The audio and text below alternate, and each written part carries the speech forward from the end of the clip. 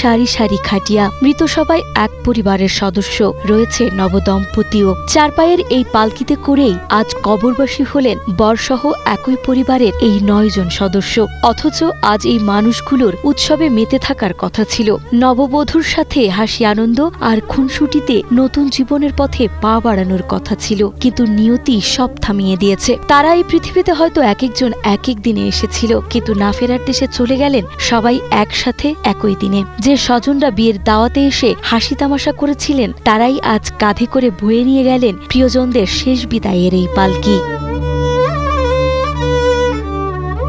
মোংলার শেহালা বুনিয়া গ্রামে বর সাব্বির হোসেনের বাড়িতে এখন চলছে বুক ফাটা হাহাকার। বুধবার রাতেই যে বাড়িতে বিয়ের বাদ্য বেজেছিল, শুক্রবার ভোরে সেখানেই পৌঁছায় 9টি নিথর দেহ।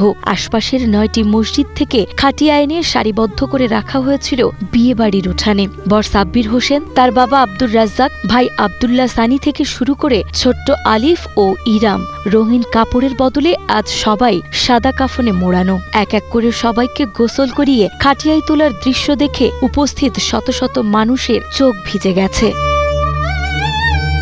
এই মর্মান্তিক ট্র্যাজেডির সূচনা বৃহস্পতিবার বিকেলে। কয়রা থেকে বিয়ের অনুষ্ঠান শেষে নববধূ মার্জিয়া মিতুকে নিয়ে মাইক্রোবাসে মোংলা ফিরছিলেন বর সাব্বির ও তার পরিবার, কিন্তু রামপালের বেলাই ব্রিজের কাছে নৌবাহিনীর বাসের সাথে সংঘর্ষে চুরমার হয়ে যায় তাদের নতুন জীবনের স্বপ্ন। দুর্ঘটনায় বর সাব্বির আর কনে মিতু সহ মোট 14 জন প্রাণ হারান। বিয়ের কয়েক ঘন্টার মাথায় রঙিন বাসর ঘরের বদলে তাদের গন্তব্য হল কবরের অন্ধকার ঘর।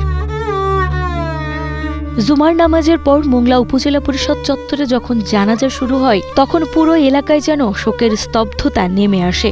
9টি মরদেহ একসাথে পৌর কবরস্থানে দাফন করা হয়। অন্যদিকে কনে মিতু, তার বোন ও নানিকে দাফন করা হয় খুলনার কয়রার পারিবারিক গোরস্থানে।